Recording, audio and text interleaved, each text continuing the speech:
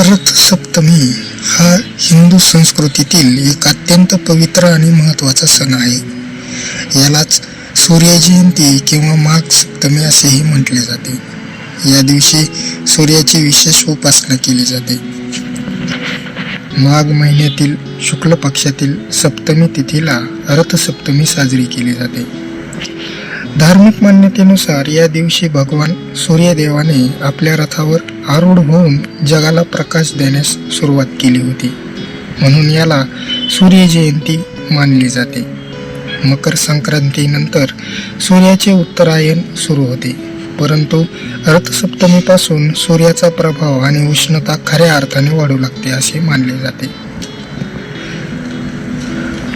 रथसप्तमीचे महत्त्व जर सांगायचं झालं तर आरोग्य प्राप्ती, आरोग्यम भास्करम इच्छेत, म्हणजेच सूर्याकडून आरोग्याची इच्छा करावी. सूर्य हा ऊर्जेचा आणि आरोग्याचा मुख्य स्रोत आहे. रथसप्तमीच्या दिवशी सूर्याची उपासना केल्याने त्वचा विकार, सांधेदुखी आणि इतर आजार दूर होतात अशी श्रद्धा आहे. हा दिवस हिवाळा संपून उन्हाळ्याची चाहूल लागल्याचे प्रतीक आहे. सृष्टीला नवीन ऊर्जा मिळते. या दिवशी पवित्र स्नान करून सूर्याला अर्घ्य दिल्याने 7 जन्मांची पापे धुतली जातात अशी धार्मिक भावना आहे. रथाचे आणि 7 घोड्यांचे प्रतीक. रथसप्तमीच्या दिवशी सूर्याच्या रथाची कल्पना केली जाते. याला एक खोल अर्थ आहे.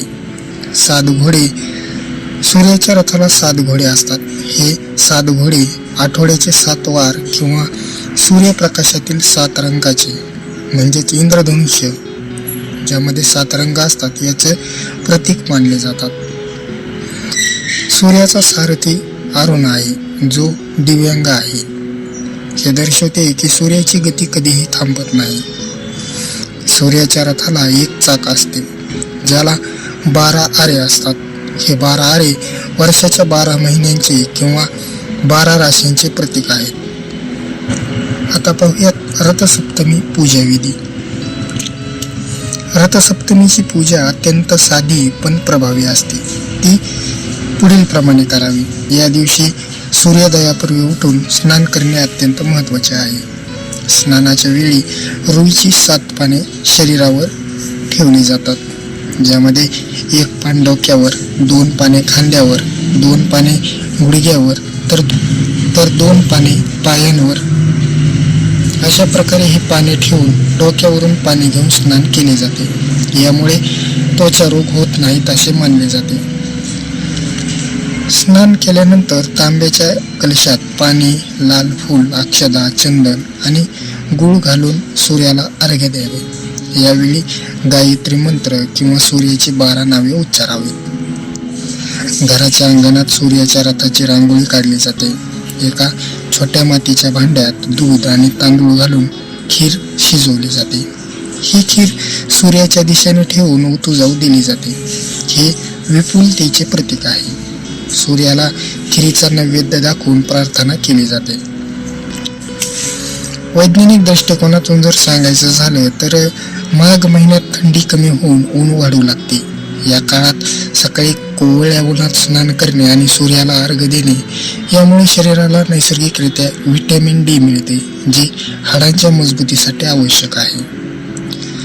त्याचबरोबर रुईच्या पानांमध्ये औषधी गुणधर्म असतात. ही पाने त्वचेच्या समस्यावर गुणकारी असतात. कोमट पाण्यासोबत या पानांचा संपर्क आल्यावर यातील औषधी तत्व पाण्यात उतरतात, जे शरीरासाठी फायदेशीर ठरतात. सूर्यप्रकाशामुळे मेंदूतील सेरोटोनिन नावाचे संप्रेरक वाढते, ज्यामुळे मन आनंदी आणि उत्साही राहते. एक आख्यायिका अशी आहे की यशोधर्म नावाच्या एका राजाला कुष्ठरोग झाला होता. खूप उपचार करूनही तो बरा होत नव्हता. तेव्हा ऋषींनी त्याला माघ शुक्ल सप्तमीला नियमानुसार सूर्यपूजा करण्यास सांगितले. राजाने श्रद्धेने रथसप्तमीचे व्रत केले आणि तो रोगमुक्त झाला. यामुळे याला आरोग्य सप्तमी असेही म्हणतात. थोडक्यात सांगायचे तर रथसप्तमी हा केवळ धार्मिक उत्सव नसून तो निसर्गाशी आणि आरोग्याशी जोडलेला एक वैज्ञानिक उत्सव आहे. सूर्याचे आभार मानण्याचा आणि स्वतःचे आरोग्य जपण्याचा हा दिवस आहे.